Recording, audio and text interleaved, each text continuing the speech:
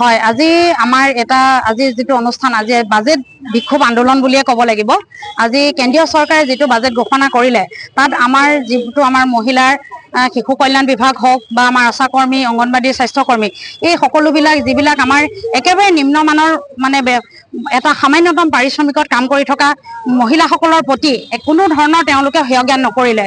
গতিকে আজি সকলোৱে সেই উদ্দেশ্যে আজি ৰাজপথলৈ আমি বহুদিন ধৰি ওলাই আহিছিলোঁ যে আমাৰ কথা কিছু চৰকাৰে ভাবক, আমাৰ বাজেটত কিছু আমাৰ সকাহৰ কাৰণে কিছু বৰঙণি আগবঢ়াওক। কিন্তু তেওঁলোকে যিখন বাজেট তৈয়াৰ কৰিলে সম্পূৰ্ণ পুঁজিপতি বাজেট।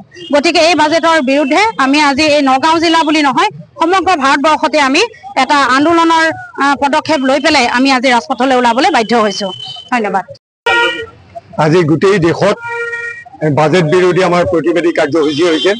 CITU তাৰ বিভিন্ন যি সংগঠনবিলাক আছে, অংগনবাড়ী, ৰন্ধন কৰ্মী, আশা কৰ্মী, AIKS, অল ইণ্ডিয়া কিষাণ সভা, শ্ৰমিক ইউনিয়ন, যুৱ ছাত্ৰ সংগঠন, এই সকলোবিলাকে আমি আজি এই প্ৰতিবাদী কাৰ্যসূচী সংগঠিত কৰিছোঁ।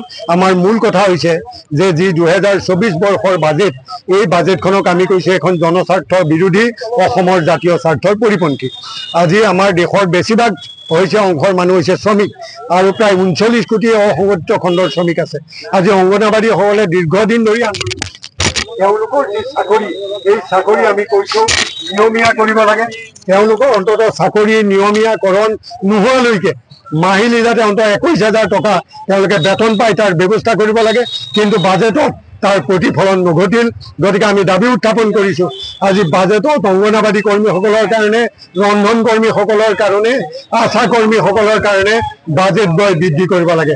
আমি কৃষকৰ ক্ষেত্ৰত আমি দাবী উত্থাপন কৰিছোঁ, আজি কৃষকবিলাকে আন্দোলন কৰি 384 দিন তেওঁলোকে আন্দোলন কৰিলে। কৃষকবিলাকে 736 জন কৃষক শ্বহীদ হ'ল। কিন্তু আজি MSPৰ ওপৰত আইন কৰাৰ কাৰণে তেওঁলোকে কোনো ব্যৱস্থা নকৰিলে। গতিকে আমি এই দাবী উত্থাপন কৰিছোঁ। এই হৈছে আমাৰ আজিৰ এই আন্দোলনৰ মূল দাবী। আৰু হয়, আজি আমাৰ আজি যিটো অনুষ্ঠান, আজি বাজেট বিক্ষোভ আন্দোলন বুলিয়ে ক'ব লাগিব। আজি কেন্দ্ৰীয় চৰকাৰে যিটো বাজেট ঘোষণা কৰিলে, তাত আমাৰ যিটো আমাৰ মহিলাৰ শিশু কল্যাণ বিভাগ হওক বা আমাৰ আশা কৰ্মী, অংগনবাড়ী, স্বাস্থ্যকৰ্মী, এই সকলোবিলাক যিবিলাক আমাৰ একেবাৰে নিম্নমানৰ মানে এটা সামান্যতম পাৰিশ্ৰমিকত কাম কৰি থকা মহিলাসকলৰ প্ৰতি কোনো ধৰণৰ তেওঁলোকে হেয় জ্ঞান নকৰিলে। গতিকে আজি সকলোৱে সেই উদ্দেশ্যে আজি ৰাজপথলৈ আমি বহুদিন ধৰি ওলাই আহিছিলোঁ যে আমাৰ কথা কিছু চৰকাৰে ভাবক, আমাৰ বাজেটত কিছু আমাৰ সকাহৰ কাৰণে কিছু বৰঙণি আগবঢ়াওক। কিন্তু তেওঁলোকে যিখন বাজেট তৈয়াৰ কৰিলে সম্পূৰ্ণ পুঁজিপতি বাজেট। গতিকে এই বাজেটৰ বিৰুদ্ধে আমি আজি এই নগাঁও জিলা বুলি নহয়, সমগ্ৰ ভাৰতবৰ্ষতে আমি এটা আন্দোলনৰ পদক্ষেপ লৈ পেলাই আমি আজি ৰাজপথলৈ ওলাবলৈ বাধ্য হৈছোঁ।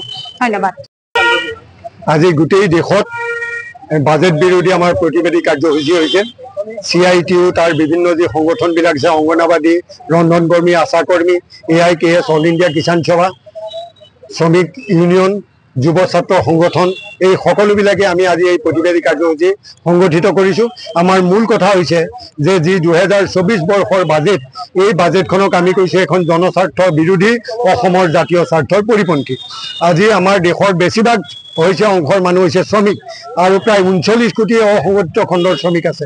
আজি অংগনবাড়ীসকলে দীৰ্ঘদিন ধৰি তেওঁলোকৰ যি চাকৰি, এই চাকৰি আমি কৈছোঁ নিয়মীয়া কৰিব লাগে।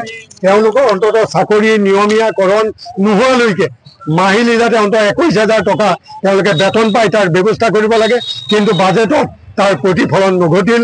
গতিকে আমি দাবী উত্থাপন কৰিছোঁ, আজি বাজেটত অংগনবাড়ী কৰ্মীসকলৰ কাৰণে, ৰন্ধন কৰ্মীসকলৰ কাৰণে, আশা কৰ্মীসকলৰ কাৰণে বাজেট ব্যয় বৃদ্ধি কৰিব লাগে।